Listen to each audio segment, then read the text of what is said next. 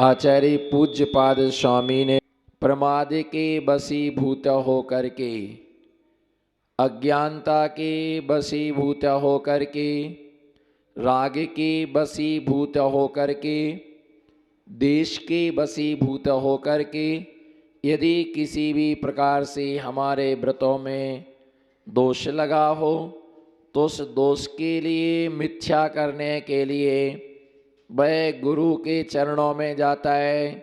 तन मिथ्या गुरु दुष्कृतम भवतु में सो निंदितो निंदितम। मैं गुरु चरणों में उन दोषों की आलोचना करता हूँ और दोषों से रहित होकर के अपने व्रतों में पुनः हम स्थापित होते हैं। छेदोपस्थापना नाम का चारित्र, 5 प्रकार के चारित्र हैं। सामायिक, छेदोपस्थापना, परियार विशुद्धि, यथाख्यात, ये 5 प्रकार के चारित्रों का कथन शास्त्रों में किया गया है। तो ऐसे इस 5 प्रकार के चारित्रों में यथाख्यात नाम का एक चारित्र है। जिस यथाख्यात चारित्र का अर्थ है, जो छेदोपस्थापना नाम का चारित्र है, उस छेदोपस्थापना नाम के चारित्र का मतलब यह है कि यदि कदाचित हमारे व्रतों में कोई छेद हो गया है तो पुनः उसमें स्थापित होना, पुनः उसमें वापिस आना। जैसे पक्षी होता है, वह दिन भर कहीं भी घूमता है लेकिन शाम के समय वो अपने घोंसले में वापिस आ जाता। इसी प्रकार से मनुष्य दुकान पर जाता है, बाजार में जाता है, कहीं भी यत्र तत्र तीर्थ यात्रा में जाता है, लेकिन घूम कर के वह अपने स्थान पर, घूम कर के वह अपने घर पर वापिस आ जाता है। ऐसी गायों के लिए चरने के लिए जंगल में भेजा जाता है। वो गायें घूम कर के फिर कर के शाम को वापिस अपने ठिकाने पर आ जाते। इसी प्रकार से ये मन कहीं पर भी गया हो लेकिन अपने आप में वह अपने व्रतों में पुनः स्थापित होना, कोई अज्ञानता बस दोष लग गया। दूसरी बात यह ध्यान रख के चलना कि जो घटनाएं, बोलो जो जैसी जैसी घटनाएं चतुर्थ काल में घट चुकी, ध्यान से सुनना, जैसी जैसी घटनाएं चतुर्थ काल में घट चुकी वैसी घटनाएं पंचम काल में संभव नहीं है। वैसी घटनाएं पंचम काल में संभव नहीं है। पंचम काल में उत्कृष्ट धर्म नहीं है। बोलो, पंचम काल में उत्कृष्ट धर्म नहीं है तो उत्कृष्ट पाप भी नहीं है। लोग इस बात के लिए कहते हैं कि पंचम काल में मोक्ष नहीं है। क्या नहीं है? पंचम काल में मोक्ष नहीं जा सकता कोई, चाहे कोई मुनि बन जाए, चाहे कितनी भी तपस्या कर ले, लेकिन पंचम काल में कर्म का नाश नहीं हो सकता है और मोक्ष की प्राप्ति नहीं हो सकती है। इसके साथ साथ ये बात भी ध्यान रख के चलना कि मोक्ष नहीं है तो 7वें नरक में भी गमन नहीं है, क्योंकि जितना ऊपर जाने को शक्ति चाहिए, बोलो जितनी ऊपर जाने को शक्ति चाहिए उतनी ही नीचे जाने को, जितनी शक्ति, जितना पावर मोक्ष जाने में लगता है उतना ही पावर नरक जाने में लगता है। बस सिर पे अंतर इतना पड़ता है कि जो मोक्ष जाने में प्रशस्त रूप परिणाम होते हैं और नरक जाने में अप्रशस्त रूप परिणाम होते हैं, वहाँ धर्म की चरम सीमा होती है और यहाँ पर पाप की चरम सीमा होती। क्योंकि मोक्ष जाने वाले को वज्र वृषभ नाराज शयनन आवश्यक होता है और 7वें नरक में जाने के लिए भी वज्र वृषभ नाराज शयनन आवश्यक होता है। इसके अलावा वह कोई जीव हुआ इस शयनन से हीन कोई जीव वहाँ पर जा नहीं सकता है। इसलिए उत्कृष्ट धर्म नहीं है तो उत्कृष्ट पाप भी नहीं है। इतना निकृष्ट कोटि का पाप इस पंचम काल में कोई नहीं कर सकता है कि जिससे वो सातवें नरक में जाने का उपार्जन। यदि इस पंचम काल में कोई व्यक्ति स्वर्ग जाता है तो पहले और दूसरे, कहाँ तक? पहले दूसरे स्वर्ग तक ही वो जा पाता है। उससे आगे जाना बहुत कोई बिरले महामुनिराज तपस्वी हैं, वो उसके आगे जाते हैं। बाकी सामान्यता पहले दूसरे स्वर्ग तक, और यदि कोई नरक में जाता है तो सिर्फ पहले नरक तक ही जा सकता है, उससे आगे नरक में गमन नहीं होता है। अगर किसी ने बहुत ही निकृष्ट पाप किया तो तीसरे नरक तक वो चला जाएगा, इससे आगे वो नहीं जा सकता है। इसी प्रकार से चतुर्थ काल में जैसी जैसी घटनाएं घटी वैसी घटनाएं पंचम काल में संभव नहीं है। जैसी जैसी दोष, गाड़ी है, अगर गाड़ी को खरीद के लाए, कितनी अच्छी भी ड्राइविंग सीख लो, लेकिन जब एक्सीडेंट होना है तो कोई उसे बचा नहीं सकता है ना। कोई गाड़ी एक्सीडेंट होना है तो उसे कोई क्या नहीं कर सकता है, बचा नहीं सकता। वो एक्सीडेंट हो कर के ही रहेगा, एक्सीडेंट हो कर के ही रहेगा। बस इसी प्रकार से जब चारित्र मोहिनी कर्म का उदय आता है, बोलो चारित्र मोहिनी कर्म का प्रचंड उदय आता है तो संयम से गिरने से कोई हमारे लिए बचा नहीं सकता। हमारी बुद्धि ही ऐसी हो जाती, हमारा दिमाग ही ऐसा हो जाता है, उस समय कुछ समझ नहीं पड़ता है कि हम आखिर में क्या कर रहे। कर्म के सामने किसी की चलती नहीं है, किसी की भी कर्म के सामने चलती नहीं है। बहुत सोचा कि ऐसा ना करूँगा, ऐसा नहीं करूँगा, लेकिन कर्म का उदय ऐसा आता है कि वैसा हो जाता है। अनेक प्रकार की घटना दुर्घटना, और इसी प्रकार से पंचम काल में यदि कोई चारित्र से गिर रहा है, अगर कोई चारित्र से गिर गया, कोई भी मुनिराज के द्वारा कोई दोष हो गया तो वो हमारे द्वारा हंसी के पात्र नहीं होना चाहिए। उससे मान लीजिए किसी के द्वारा कोई दोष हुआ, किसी ने कोई अपराध किया, अज्ञानतावश चारित्र मोहिनी कर्म से गिर गए और वो भ्रष्ट हो गए, तो हमारे हंसने से वो क्या नहीं हो जाएंगे उस चारित्र में स्थिर। हमारे हंसने से वो उस चारित्र में स्थिर नहीं हो जाएंगे। हमें उस समय ये विचार करना, हंसने से देखो ऐसा कैसा पाप किया, कितना बड़ा अनर्थ किया, क्या महाराज होकर के इतना नहीं समझते? भैया सब समझते हैं, कई बार मुनिराज भी भूल कर जाते, और जब ऐसे कर्म का उदय आता है तो ऐसी स्थितियां निर्मित होती हैं कि कुछ समझ नहीं पड़ता है।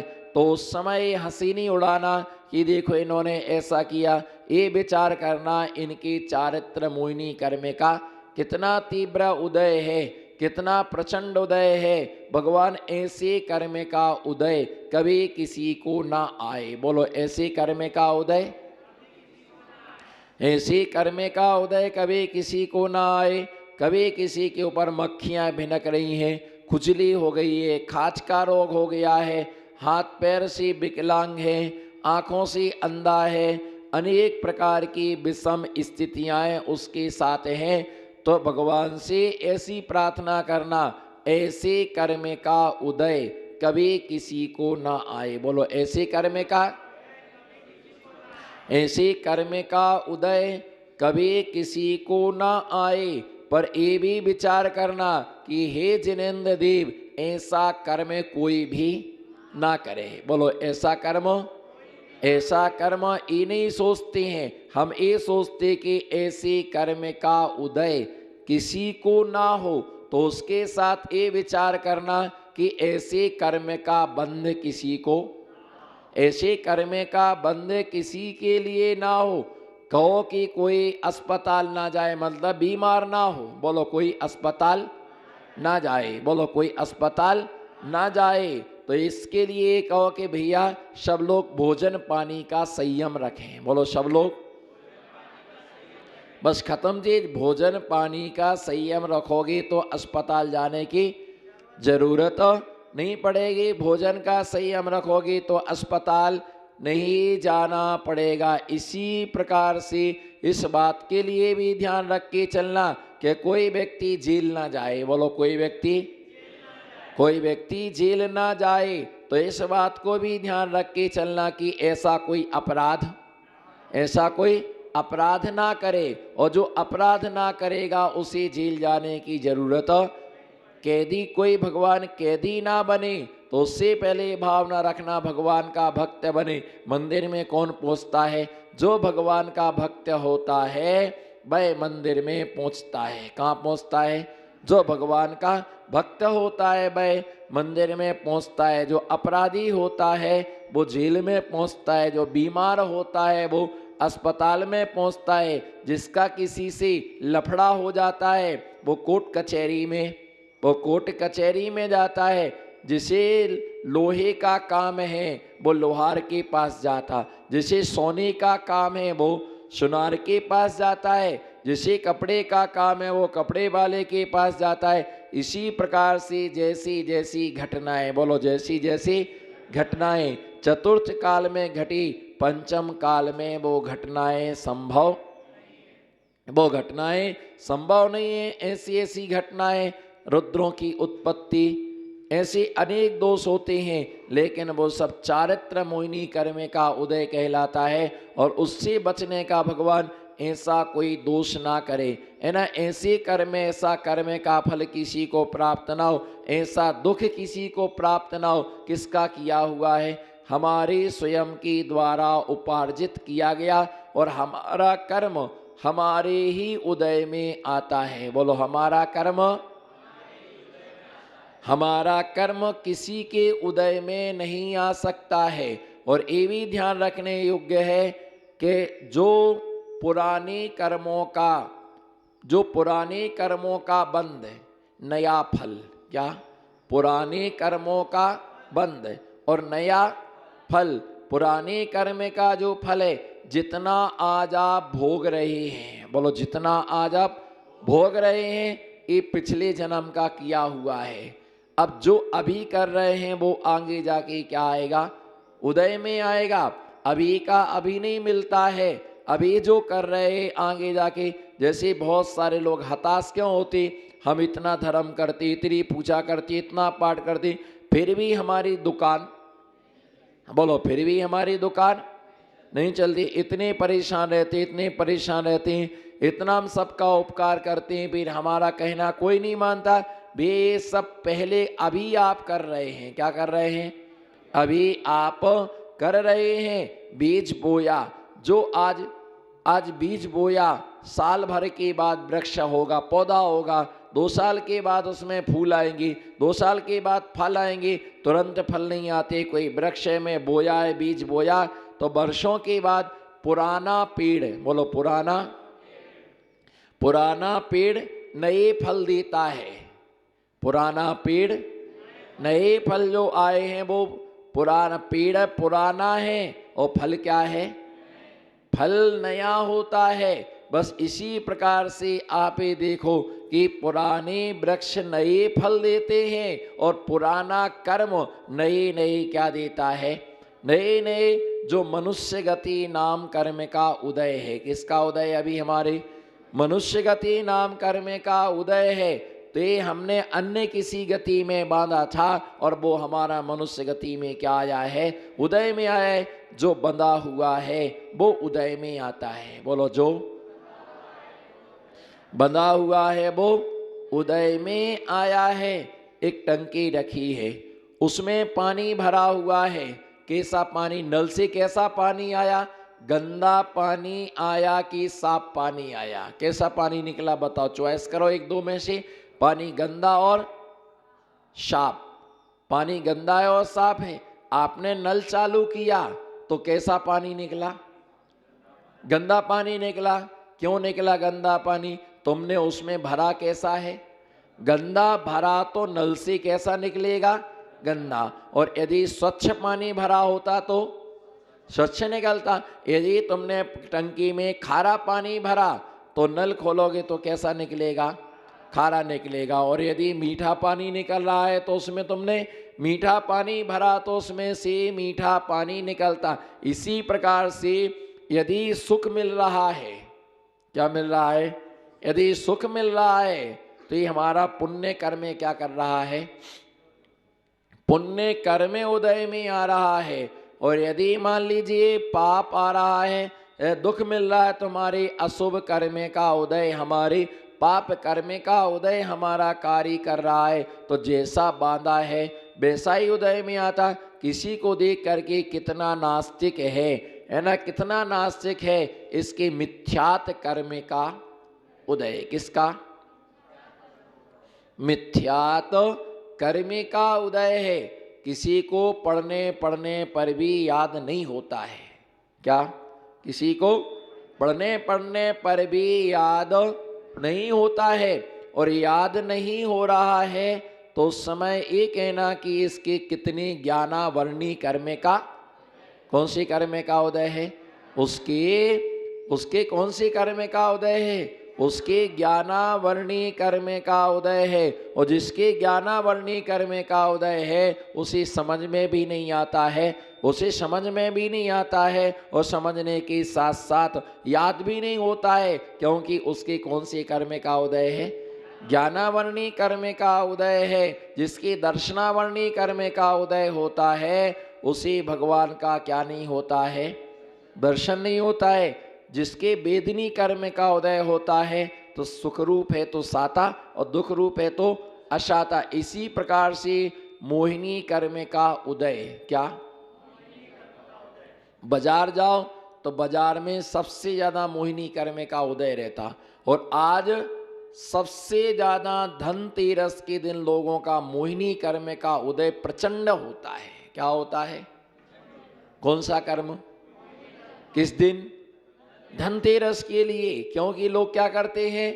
खरीदते हैं। और बाजार में जाओ ना, दुकान में, तो जो भी वस्तु देखो महिलाओं को सब वस्तु अच्छी लगती है। ये भी ले लो, ये भी अच्छा है, ये भी ले लो, ये भी क्या है ना, ये भी ले लो, ये भी अच्छा है ना, ये भी ले लो, ये भी अच्छा है, ये भी ले लो, ये भी अच्छा है। वो कभी ये तो कह ही नहीं सकती ये खराब है। ये साड़ी भी ले लो है ना, एक कपड़ा भी ले लो, बर्तन की दुकान पर जाओ, छोटी वाली चम्मच भी ले लो। कभी आप ही को तो लगती हैं खीर खाने के लिए, है ना, एक बड़ा चम्मच भी ले लो। आदमी कहता कितना तो रखा है, औरत बोलती तुम बाहर चलो, तुम्हारा काम नहीं है, तो पैक करो, बाकी तुम पैसा तुम लेते रहना, हम तो चले पैक करा करके। अरे इतना रखा, फिर भी उसमें क्या नहीं है? क्या है? धनतेरस की धन्य तेरस। बोलो, मैं सुनूं तो। रागियों ने क्या किया है? रागियों ने क्या किया? बोलो, क्या है आज? है ना, बोलते हैं कि धनतेरस, जबकि है क्या? धन्य तेरस।